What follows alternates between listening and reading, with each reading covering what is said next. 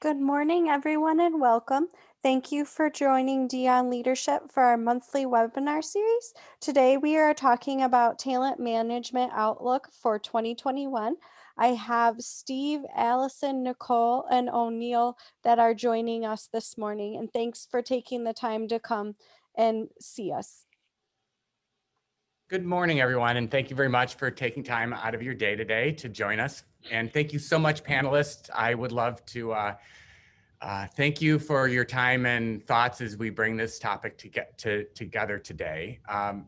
Just to give us a little bit of a background, my name's Steve Dion. I'm the founder and CEO of Dion Leadership, and I'm joined today by three folks that we intentionally curated from three different industries to have a conversation about 2021 and the outlook on leadership and talent. As many of you know who join our webinar series, we pick a different topic each month that's relevant to what we think is happening with our clients and with the organizations. We thought with so many changes happening these days that it would be good to take a pause, talk to three different organizations who are doing some pretty innovative things, and get a sense of where talent management is going.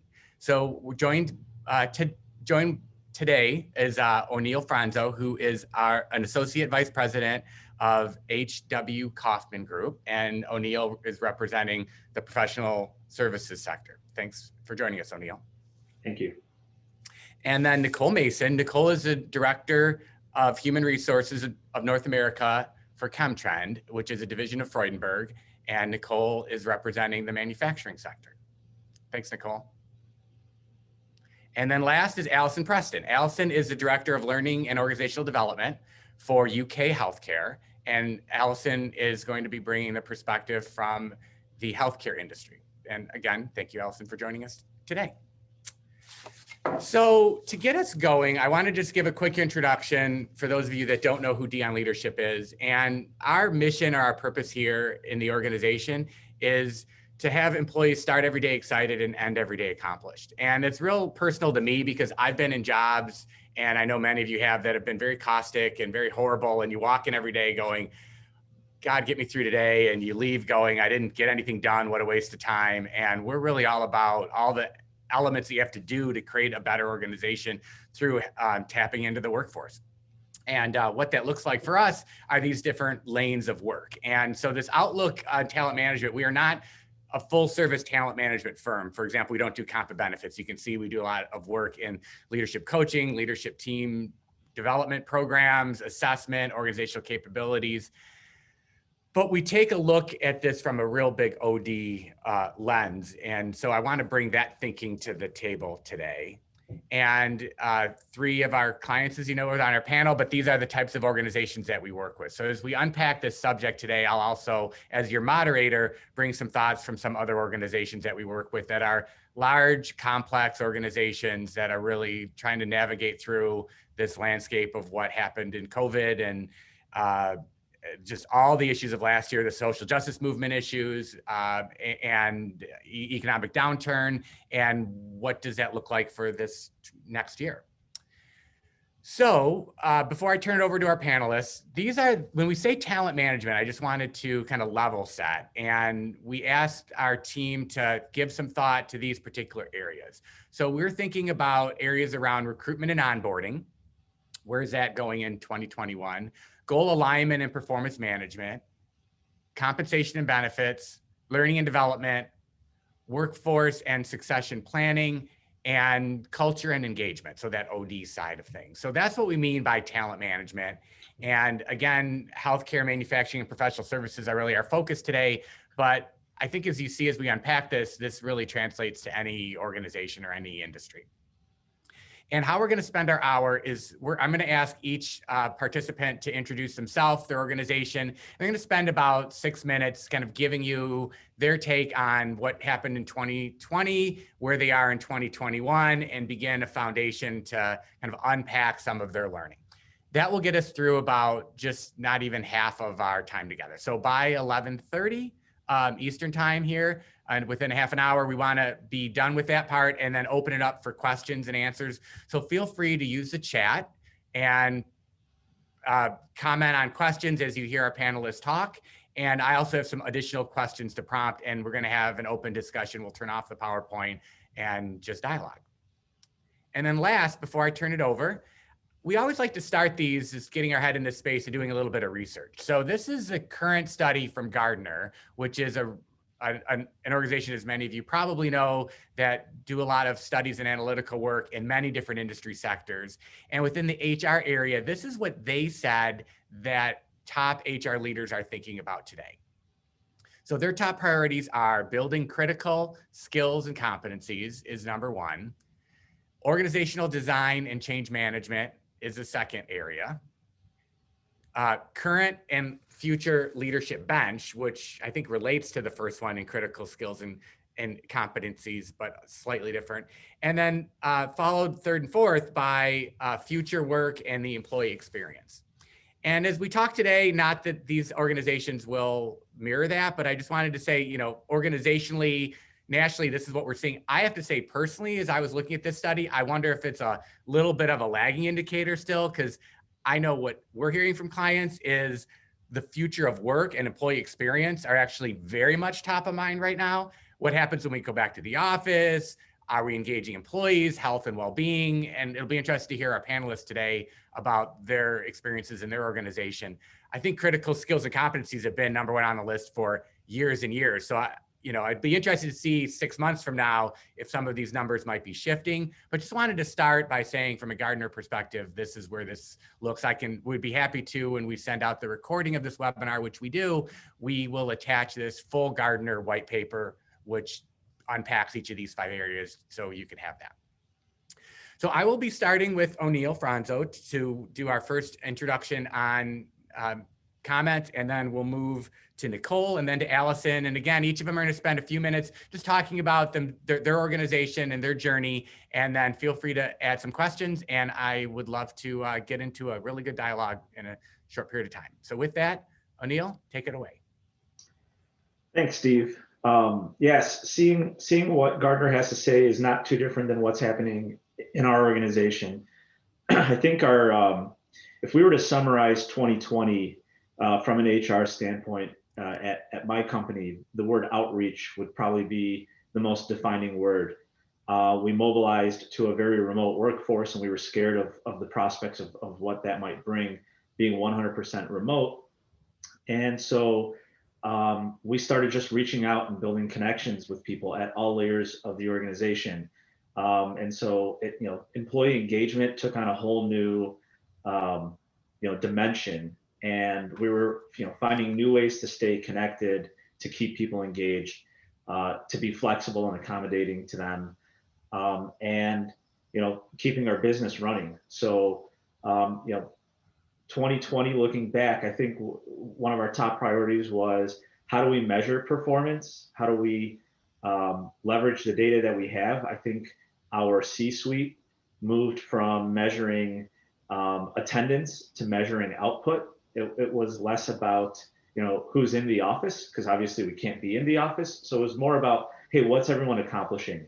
And I think lots of managers who were sort of stuck in the traditional management of attendance and looking around the room and seeing who's present learned to manage more distinctly.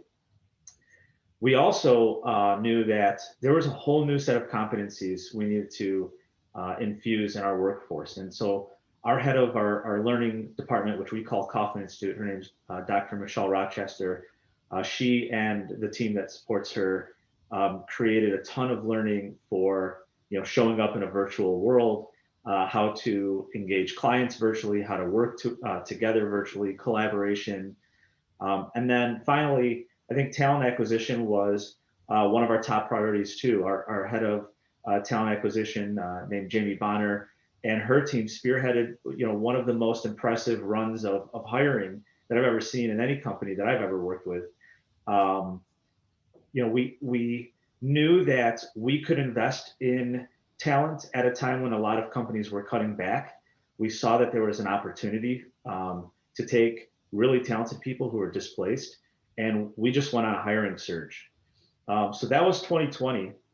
And I think, looking forward to 2021, right? We're staying the course and being a little more vigilant about seeing around the corners.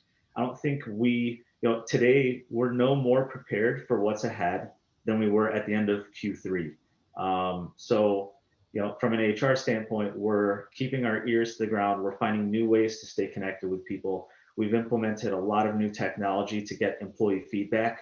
In addition to the traditional, engagement surveys we used to run, we're now taking more pulses, happening very quickly in sort of concurrence with the social atmosphere.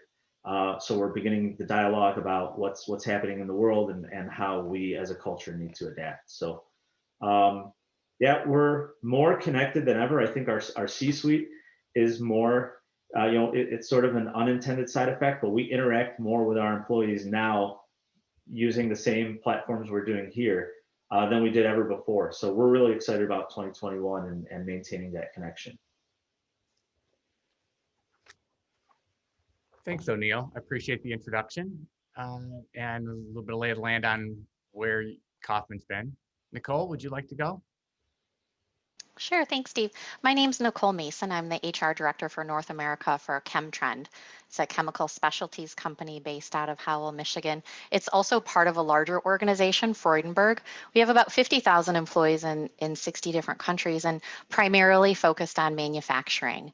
So we've had a unique perspective in that not all of our work can be done from home. So we have this very divided workforce where half of our people are working at home and half of our people still have to go to work to produce things, to work in our labs.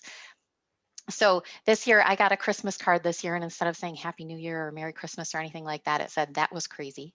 And that sums it up pretty well, right? We've all had a similar experience over the last year. The first half of last year, we were focused on crisis management. We had temporary plant closures and governor's orders and executive orders that we were monitoring constantly. We had temporary furloughs. We had unsteady demand from our customers and unsteady material from our suppliers. So really heavily focused just on keeping people safe and managing costs and extreme uncertainty. That shifted about the middle of summer when we had to stop and realize this isn't a temporary situation and we don't know how long it's going to last. So it was very interesting how the dynamic changed around the middle of summer, where you can't just keep postponing things. We have projects in the works. We were implementing a new HRIS system. We had new IT systems and Teams and Outlook rolling out.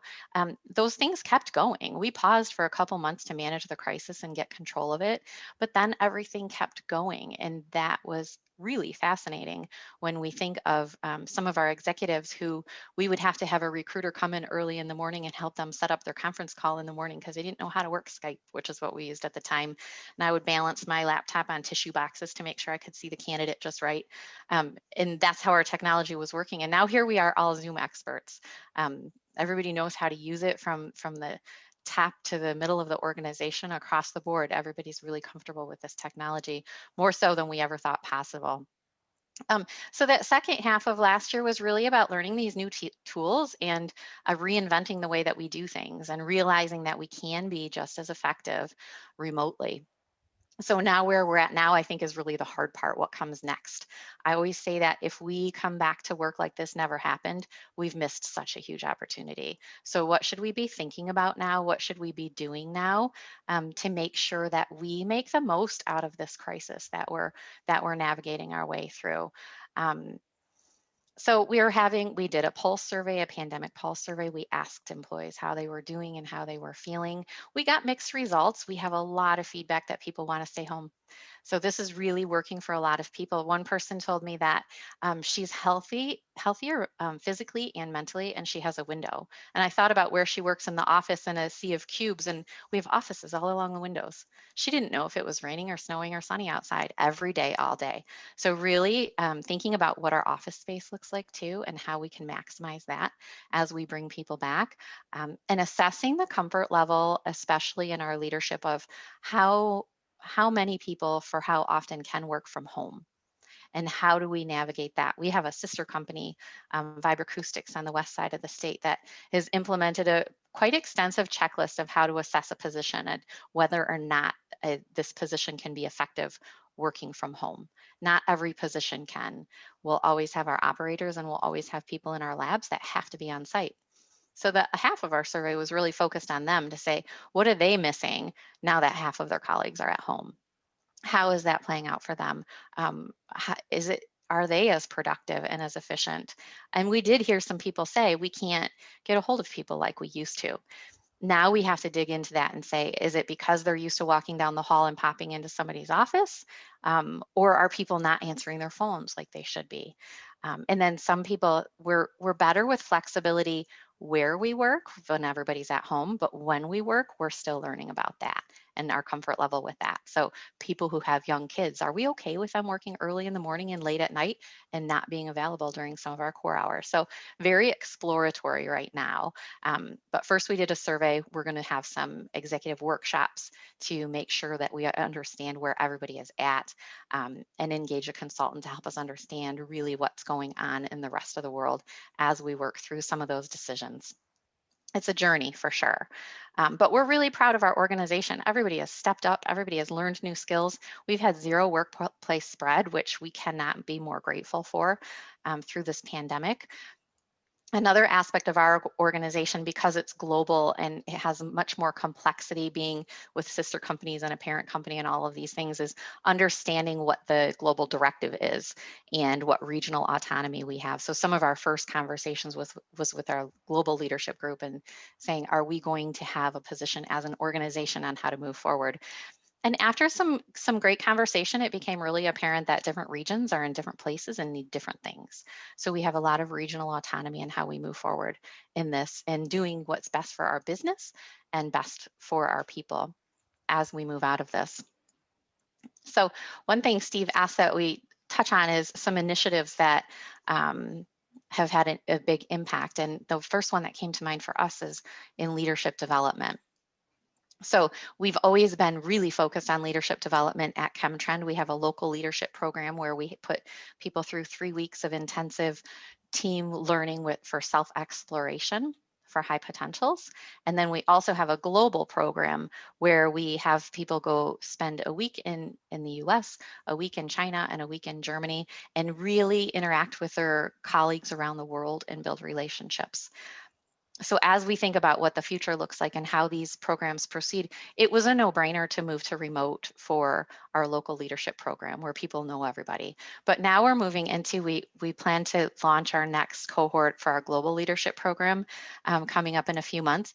That one's tougher because really the benefit of that is experiencing the different cultures in different countries and learning more about your colleagues around the world. That's pretty hard to do on camera. So we're still reflecting on that, but we're also implementing a new program this year for all of our managers of people. So we have these great leadership programs, but recognizing that not everybody goes through them at the same time together, we need to establish a baseline of skills for our organization to manage other people, to lead other people. So we're launching that with Steve and help of his organization. And we just selected our facilitator and we'll launch that in the spring. What's interesting about that, this program will have every level of leadership through our organization, so it will be diverse in that perspective. There will be a lot of exposure and networking, and it's going to be on camera. And what we've learned from doing the local leadership program remotely is that, some people who are pretty timid in a group situation in a classroom are really vocal when they're on camera, which is really surprising. And now as we're preparing for this next program for all of our managers to create this baseline and common language about leadership, the planning process is the same, whether it's remote or in person. I think the big difference is that if it's remote, we'll probably do 2 half days instead of a full day, just because you can't hold somebody's attention. And we're really focused on having a facilitator that has very high energy to keep that engagement level. But other than that, it's the same as if we would have done it in person. And the planning is so much easier because we don't have to worry about travel arrangements and those types of things too. So really, as a global organization, a lot of things have gotten easier. We still have to deal with time zones, but not having to deal with the travel is definitely easier. So yeah, it'll be interesting to see if we ever do go back to the same level of travel. We had people on planes all over the world on a regular basis, and now we really don't. Everybody is staying put. So moving into the future, I hope that a lot of these changes and learnings and opportunities stay with us for many years to come. Like I said, I think that if we come back the same like this never happened, we've really missed an opportunity. I read somewhere that office places of the future will be hubs of innovation and socialization. And I really like that. I think that really stuck. And how do we get there? And what does that mean for a manufacturing organization, knowing half of our workforce is going to be showing up in person every day as they always have? How do we make it work for them and for those that are saying, please let me stay home? So I look forward to further conversation with you in the question and answers. Thank you, Nicole. That was a good landscape of what's going on in your world, and it already shows a little bit how that differs from an organization like O'Neill's, which has a different type of workforce and can work all at home and the dynamics that are there. Now a whole different cut. Allison Healthcare. Tell us a little bit about your organization and what's been going on. Thank you, Steve. And I want to thank you for the opportunity to speak with everyone today. And Steve and I had the pleasure of meeting 7 years ago, sitting at a dinner at a CLO conference. So it's funny how 7 years can go by very, very quickly, but thank you for the opportunity. And I'm happy to tell you all about UK Healthcare. It's interesting to me as I think about our organization. In many ways, it is a business within a business. So UK Healthcare is the healthcare system within the University of Kentucky. So it's the major academic medical center in the state of Kentucky. And to give you a little bit of insights into our health system, so we have 2 large hospitals within the city of Lexington, but we have affiliate hospitals throughout the entire state, and then clinics throughout the entire state of Kentucky. We have roughly around 12,000 regular full-time employees, but we have as many as upwards of 20 with all of our learners, our residents for medical education, and then other learners within the health system on campus. We are a business within a business, so in many ways we have some complexities that other healthcare organizations and health systems don't have because of our roll up through the University of Kentucky. Some things that you all know very, very well that happened in 2020, the thing called COVID happened, and that created a drain on the health system that we had never imagined before. So our population as a whole is a very sick population. Our morbidity rates for the state of Kentucky are actually higher. Our disease rates are higher. So things like diabetes, cardiovascular disease, cancer, we are one of the highest in the country. And so we already had a sick population. What ended up happening to us, though, is that you think about health systems being needed in the midst of a pandemic. The difficulty is that the country didn't have everything that it needed. And you all know this, right? From a supply standpoint, from a shortage standpoint. So we shut down literally all essential operations. That was difficult because particularly on our outpatient ambulatory setting, we furloughed mass amounts of employees. So that was very difficult, particularly because a lot of those employees were in fact clinical. That was hard. In the midst of that as well, we had to cut back on our retirement contribution from a healthy contribution, really healthy contribution, to half of what it had been. We're fortunate that that's going to come back in July because we've had a great pickup after everything was able to reopen. We were able to do some really neat things innovatively. So it was sort of all hands on deck. So anybody and everybody who was able to do something, we tried to find opportunities for the employees that were furloughed to put them in positions wherever they could go within the institution. So they were screeners at the doors. They were spotters to watch people put on their PPE. So really, we did a nice job of getting people in the jobs that were available within the health system at that point in time.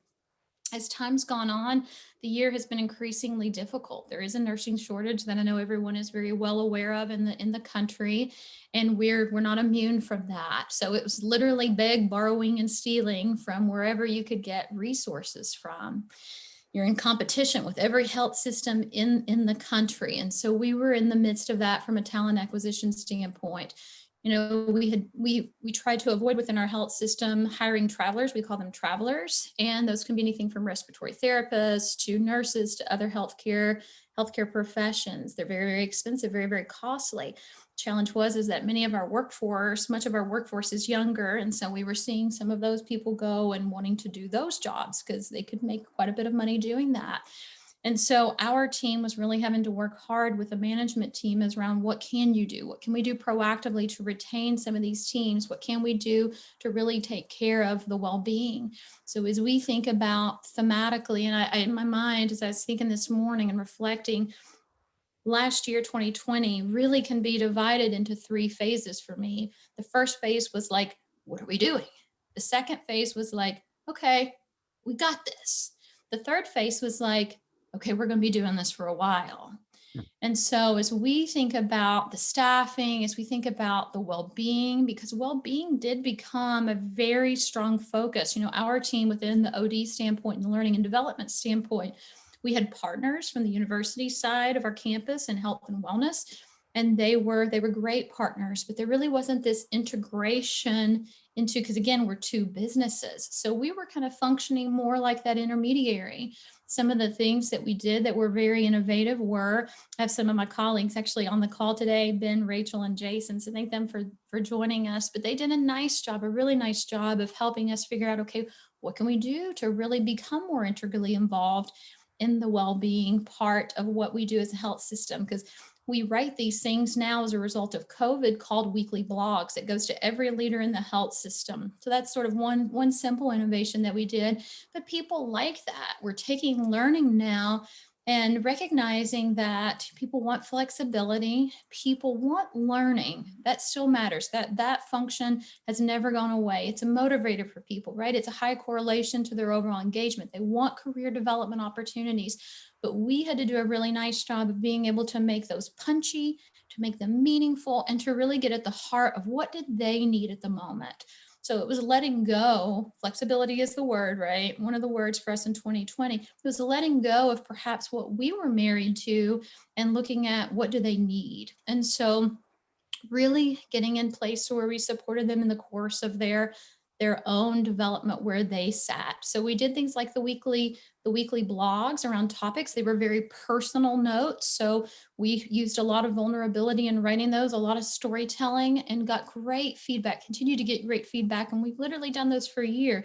They serve as blogs for our corporate communications function as well.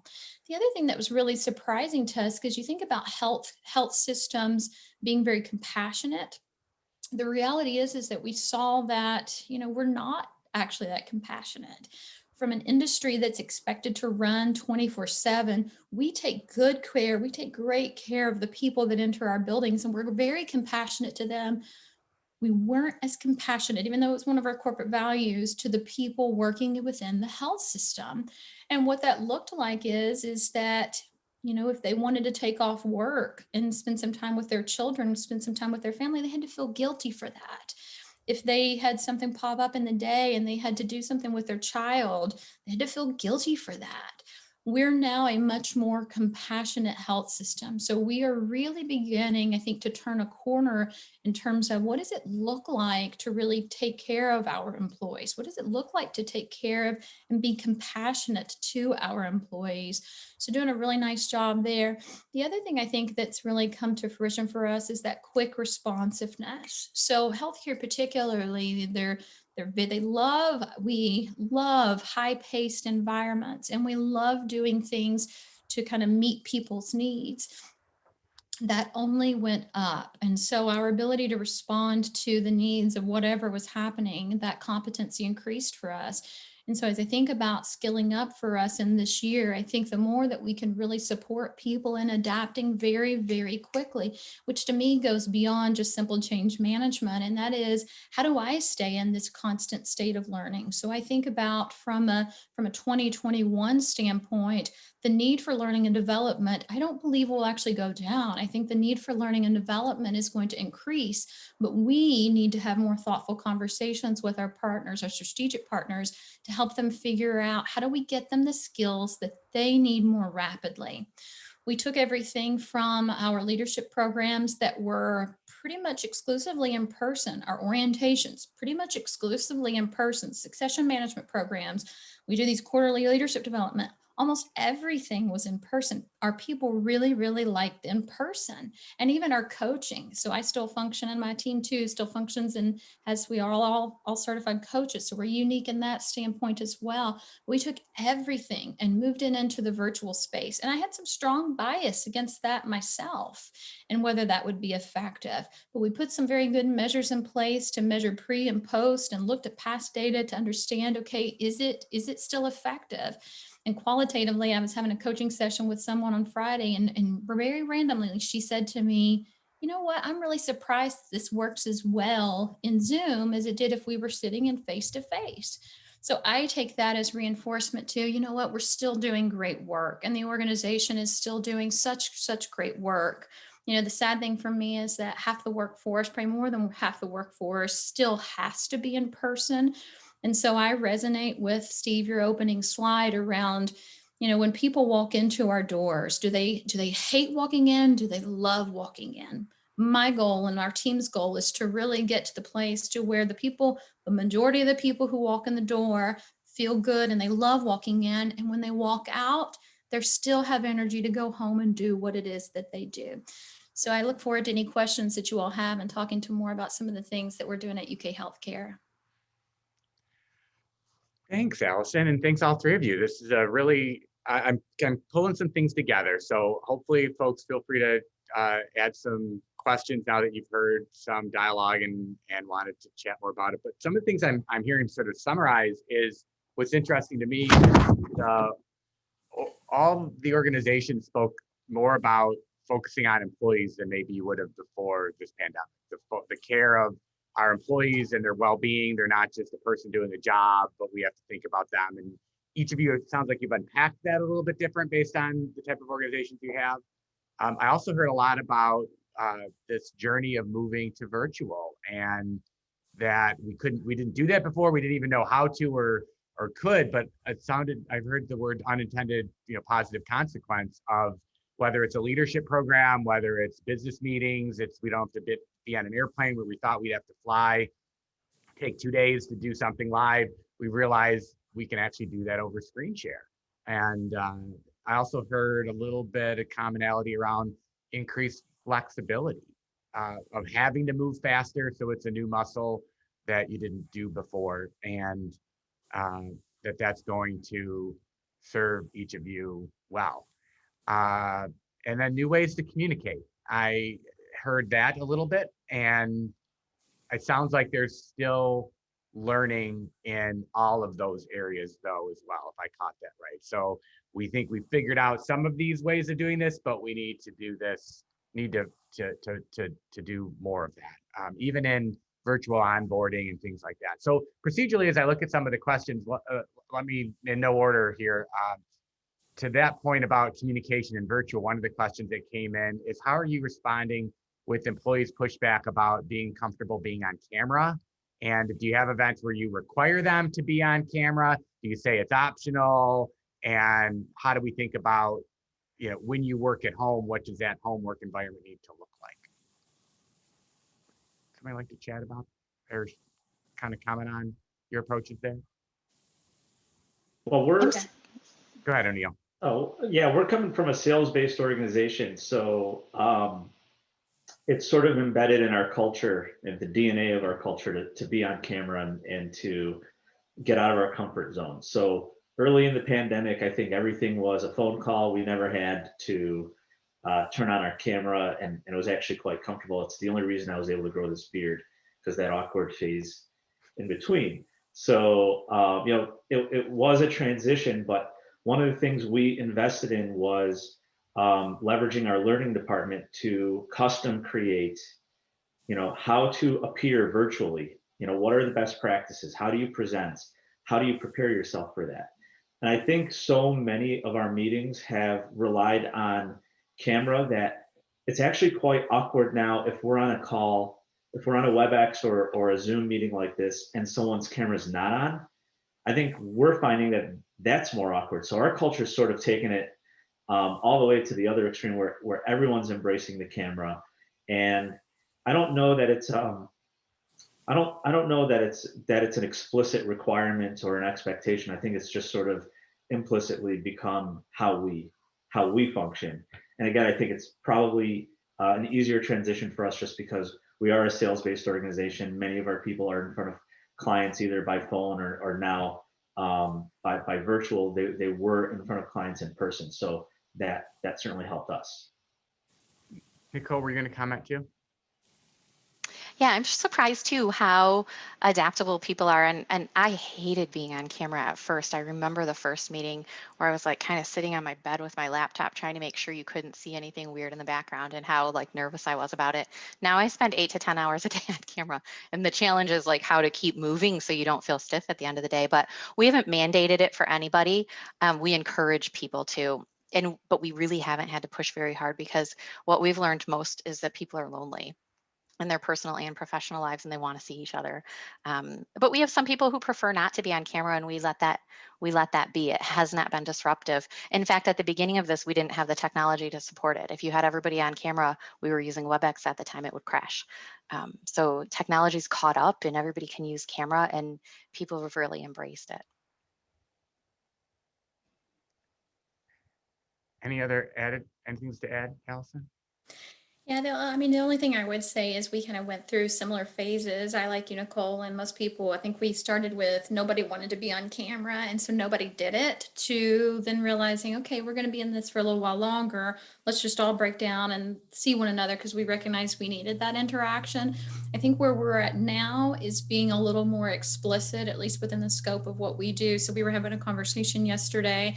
That way we tell if we're getting ready to start a new program with our medical residents for leadership development, our chief medical residents for leadership development in July, we're telling them on the front hand, have the webcam and have it on. So we're getting very good, I think, about being more explicit on the front end about what are the expectations, what are the requirements to really make this meaningful. So rather than just letting things happen, I think we're getting to the place to where we're saying, okay, here's what we want. Here's what culturally we think we need. We have had some funny instances where people have done some things on webcams that we wish they hadn't, but for the most part, it's been a great experience. I would chime into this too. I love that comment, Nicole, about the belonging element of this. So try to make it a carrot, not a stick of we think it's important and helpful and put it to a manager to coach somebody. I've noticed you haven't been on your webcam. Can you talk to me about why? What's the issue? Here's why I think it would be helpful. And then also, I think it really isn't appropriate if you're working from home that you need to be work ready if we're paying you. And we should be allowed to ask for that. It doesn't mean it's a completely quiet environment. All the technology have the ability to put a back screen. So if you don't want to show your private work, your living condition, technology's there. But to be able to say, like you said, Allison, I think it's great. This is a camera expected meeting.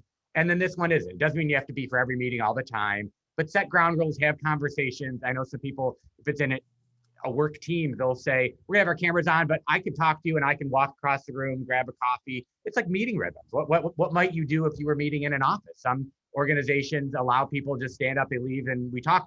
Are we going to take a break and we all use the restroom at the same time? Or is it one of these, do we just come and go and that's okay? Like it's just a conversation to be had to create expectation. But as you all mentioned up front, we went from hey, we're going to just sort of do this for a while to we're in this for the long haul. It's worth those conversations to be had. I know we're working on a custom project right now with a client where they've asked us, we have a leading virtual teams class and program, but they've asked us specifically to work with their 40 producers who are the sales folks to say, what does it look like to engage a sales audience of people that aren't even in your organization that you have to call and interact with? And can you even ask those folks to, hey, I'd like you to be on camera and we're going to build a relationship where we don't even know each other. I know that even extends to new hire orientation. You're just getting to know somebody and it's the first time you're meeting and you join the company. And I know many people who have been 6 months with an organization and haven't met anybody live yet. Like it's a very different world and environment. And having this camera on builds those relationships a lot easier than not. So I guess I'd encourage people to say, it is an expectation that we lean in and get there at some point and get each person comfortable instead of just saying it's a personal choice because you're working from home. There were some questions too, asking a little bit more about the blog that you do, Allison? And is that written by the CEO? Is that different guest writers? Maybe we could talk a little bit about communication and virtual communications and what's different and who's doing it. Kind of take that one level deeper. Yeah, so it's actually our OD team. And what had originally started was we do these, we call them quarterly leadership development sessions, right? Fancy title, but we trained all the leaders in the health system around some topic that was specific to the needs at that time strategically. And we have 3 of them per year, and they were required to attend 2 out of the 3 per year. We still continued those throughout 2020, and the topics are chosen very strategically. So for 2020, we did one on resiliency and we did one on energy management. So we actually used the Human Performance Institute content through Johnson & Johnson, which was quite good and quite timely for us. What we used those weekly blogs were to personalize our own experiences as it relates to the content that we were delivering and what was happening within the organization. So I'll give you a great example. One of mine was on that I wrote, because I write them too, right? We all divide them up. We divide up the whole year. It gives us a great platform to be able to use our voices. It gives us a great place to connect with different leaders in the health system. So it's around about almost 1,000 people get that weekly. Tons of great feedback. And people really, what's resonated was the personal stories. So the one that I did was around frustration and what does frustration look like? What could frustration look like? And really getting real with people, because quite often, we treat frustration in the workplace as not good, right? You don't look frustrated in the workplace. Reality is frustration is a normal human emotion. What I really wanted for people to do was, first of all, let's get comfortable with it as a normal human emotion. And then second of all, let's get really good about how do we manage it? What do we do with it when we see it? And treating it as normal rather than you got to shut that down. And so, a lot of storytelling, but it's really coming from our team. And that's taken some of the burden off some of the other leaders. Now, I will tell you the program that we're doing with our chief residents, we have different physician leaders hand chosen to write these interspersing emails throughout the duration of the program, because that gives them a connection back to. So that's something a little bit different, but that is where, we do have other people writing those. But for these, we've taken those on internally and they're working quite well.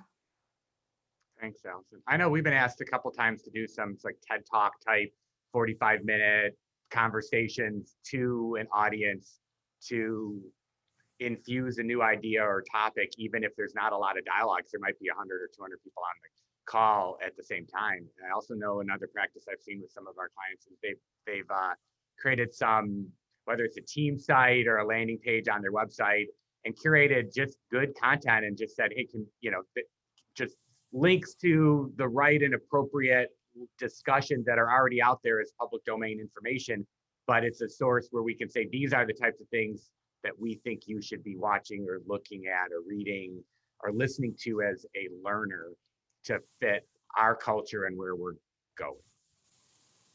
Other practices, Nicole and O'Neill, on communication as you've done this in a virtual world? We've pulled together regular short meetings, half-hour meetings every week, and every Tuesday morning at 9:30. It's the same time. So we update on crisis. We tell people the COVID case statistics, how many people are quarantined, and answer any questions. So that's been really helpful for us because we can answer questions and issues and address them as they come up, because those are pretty regular. We've also have quarterly updates that are coming out of our executive team. The big thing is really those Tuesday meetings, and that's how information is cascading down through the organization more quickly than our larger company-wide meetings. That's been important. We also do texts and emails once a month to give people an update, so they have another source of information and best practices, any guidance we're seeing from the health department, any updates we have on vaccines. So that's been especially important for our operators who aren't on the computer all the time to be able to access that by text. I'm hearing a lot of organizations say that the beauty of this is they've leaned into a lot more frequent communication. It used to be kind of the quarterly town hall where the CEO would kind of spend this whole group with communications to figure out the right things we need to say in our 45 minutes with the perfect set of slides. And it was once a quarter. Now it's like, let's get on the call it's Tuesday. What do we talk about today? Make it informal, make it in the moment, make it regular. You know, some organizations are even doing it at the beginning. We're doing it even more frequent than that. But I think hopefully this, as you mentioned, as you've all mentioned, like we need to learn from this and create new habits, even when we are back in the office. This idea of regular, ongoing, in the moment, authentic communication that doesn't need to be buttoned up and pretty and perfect is the way we should continue to operate. Yeah, I've never met an organization that claimed they were perfect at communication. But I can say at our organization, communication has improved tremendously as a result of this. And you're right, like in the immediate aftermath of, the pandemic, the shutdown, and completely taking, our entire workforce and going remote, we had to put out a lot of communication, and we had to use a lot of different mediums. And what we started with was a COVID-19 daily update email. And then it became like just, we didn't need it daily. So it became a weekly thing. And now we actually have a weekly newsletter, a company newsletter, which we never wanted to do because it had become a cliche. And now it's become this permanent fixture. We call it our digest. We have a learning newsletter too. There's so many different pieces of information out there that we've created these webinars and getting people connected, and sometimes it's a presentation like this one, sometimes it's a more interactive dialogue, and we're advertising those in advance via an email. And then we've sort of made some of the ad hoc reactive meetings that we did a permanent fixture in our culture now. And we think that we're going to continue that once we get back to the office. We've leveraged social media. We have our own Facebook product called Workplace that we use, and we communicate in a more formal and sort of corporate manner using that we weren't doing before COVID, and now we're going to sort of continue. And then we've just embraced ideas from the field, right? We've got there's a quiz or trivia platform called Kahoot. I don't know if you've ever heard of it, but to kick off some meetings and keep them from being stale, we'll take some of the most important talking points that we've communicated over the past week via emails or press releases or whatever, and we'll capture it as trivia, multiple choice trivia, and let people sort of compete to see whether or not they've paid attention to the communication we're putting out there. So we're coming up with all kinds of ways to keep people engaged and enthusiastic about the information that's streaming to them. Kahoot actually has an integration or plugin with Teams and I think Zoom as well. So you can. And our team at Kauffman Institute, they created a nine-part training session, and we sort of have this Netflix style. You can participate on a weekly basis, or you can wait till it's done and then binge watch it. And so I know some people are taking their viewing habits from home and using it at work, and a lot of people binge watching a bunch of trainings and found it to be quite humorous that transcendence occurred. We've talked a lot about keeping the workforce informed. I think the other element is to keep the belonging and connectedness of people that goes beyond just information and expectations. I'd like to talk a little bit about that, and also weave in one of the question areas that came up, because I think one way to do that are these leadership development programs that you're talking about. And somebody specifically asked about, Nicole, if you could comment a little bit more about your learning of your local, about your leadership development programs and moving them to virtual, and how that's working. Sure. This is one that I'm really excited about. So it just so happens that we participate in the Top Workplaces survey, and we just celebrated our 9th year in a row as a top workplace. But as part of that survey, we really look at the data that we get back from employees. It's an engagement survey. And in 2019, our communication was low. So we've really focused on improving that. And from that, our core leadership team was born. So we recognize we have all these layers of leadership. We have our corporate steering committee, global executive team, our regional executive team, but not every manager of people was in a team, which led to less cascading of information to all employees and more of a siloed mentality about how to run the business. So we pulled this group of every manager of people together. It's a big group, so it does bring its own set of challenges. And called them the core leadership team. And we had quarterly meetings last year, and everybody, great response. And the second year, our communication scores went significantly up in the next year's survey. So we were excited about that. And we really think that the majority of that improvement is based on this core leadership team. We also used that group for our weekly meetings throughout COVID. So we had this group that we used as a foundation to build on through the crisis, which was really beneficial. But now, as we're going into 2021, we're going to also use that same group to help build our baseline management skills, recognizing that our skill level is across the board from very experienced to brand new managers. And the other unique thing about our organization is it grew up as a small privately owned company in Howell, Michigan. Some people have lived there their entire lives and only worked at ChemTrend. And when I started with the organization about 4 years ago, I remember saying, "What kind of leadership training or management training do we do?" And I was told, "Well, we do crucial conversations." But as I talked to more managers, I was recognizing that the skill was missing. And I said, "Well, when's the last time we did crucial conversations?" And it was 10 years ago. But when you've worked at the same company your whole life, you forget that it was 10 years ago. So this program that we're launching is we're establishing it to set this baseline management skills. We're going to start with leadership mindset and quickly follow giving and receiving feedback. So everybody has the same understanding of what it means to be a leader and how to be effective as a leader. The difference between this program is we're not going to start and finish it. It's not like our regional or our global programs where you go through it for 3 weeks and you graduate and get a certificate. But when you're part of this group, it's part of your learning throughout your career at ChemTrend.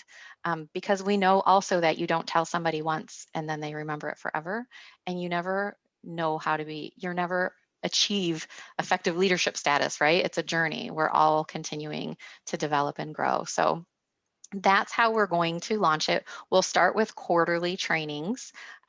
We did some surveys of our leadership and our executive to see what they're willing to commit to. And then our goal is to make it so exciting that people want more and they want to be a part of it. So we haven't gotten to that point yet, but if it can't be just your average training where people have to go to check a box. They have to get enough out of it that they want to be there so that we can continue to build on this. And then our challenge, of course, is how to assimilate new leaders. So we establish this baseline in year 1.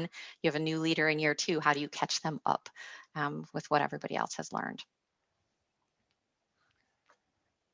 And Nicole, I know we're helping you facilitate that program. You also mentioned the global program, which we help you with. That's a whole nother issue to solve for the program that we do a week in the US, a week in Germany, and a week in China, because you have multiple languages, multiple country cultures, and different reasons for bringing everybody to those different countries. How do you expect to solve for that?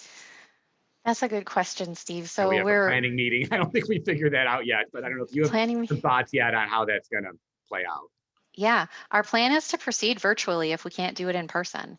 We really want to do it in person because of those relationships and that cultural assimilation. I just don't know how there's some things you can't do remote.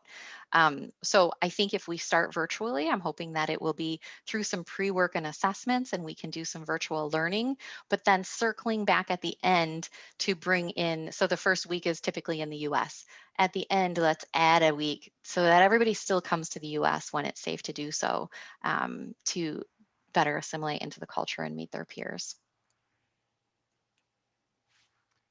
Thanks. Allison, any comments? I know you've done a lot to this last year with your internal team and learning and development. I know we've facilitated some even team development efforts, which is different than leadership development from a belonging perspective, to get an intact work team to do, whether it's a strategic plan or team development for functionality and doing that virtual. Any learnings you want to share on that? Yeah, so if I can too, I'll share just a couple things that I think are going to be very powerful, and then I'll talk about that one. As far as like the leadership development piece goes, I like what Nicole was saying, and I think the key that we figured out, at least in our leadership development programs, because we have to count them, but I think we have 6 programs. We have 6 internal programs for leadership development. I think what we've learned is that there has to be a blend of the personalized and then the group setting. And so if you can do the one-on-ones intermingled with, just the group things and really make it about the person. So the assessments, the one-on-one coaching, the development planting, I think those are very, very powerful for people, and they like those. So we can give them things that they need where they are. And the thing I think that's worked really well is from the connectivity standpoint, Steve. One of the things that we did last year, we have this thing we called Leadership Week, which in the past, last year was its 21st year. It is this all system-wide leadership retreat. And we say it's week, but it's actually 3 half days and some central topic. We pick mostly external speakers, but some internal speakers. This year, we made the event Leadership Week for All, in the event of one of the things that we've really come to, I think, gain an awareness of and more proactively embrace within the learning and development space is we want to make the learnings available to everybody. So if we've recognizing, and I'm recognizing that if we only do the leadership development piece well, then we keep people who already are in a place of privilege in places of privilege. And so we want to make that more expansive to all people.